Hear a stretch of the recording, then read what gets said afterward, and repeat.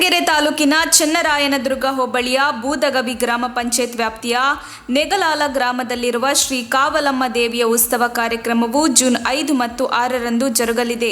5ರಂದು ನೆಗಲಾಲ ಗ್ರಾಮದಲ್ಲಿರುವ ದೇವಸ್ಥಾನದಿಂದ ಶ್ರೀ ಕಾವಲಮ್ಮ ದೇವಿಯ ಉತ್ಸವವು ಹೊರಟು ತೋಪಿನಲ್ಲಿರುವ ಮೂಲ ದೇವಾಲಯಕ್ಕೆ ತೆರಳುವುದು ಮತ್ತು ದಿನಾಂಕ 6ರ ಮುಂಜಾನೆಯಿಂದ ಅಮ್ಮನವರಿಗೆ ವಿಶೇಷ ಪೂಜೆಗಳು ನಡೆಯುತ್ತವೆ.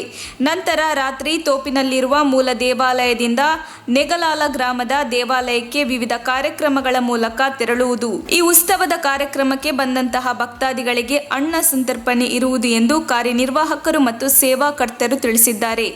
ವರದಿ ಮಂಜುನಾಥ್ ಎಂ.ಎನ್. ಕೊರಟಗೆರೆ.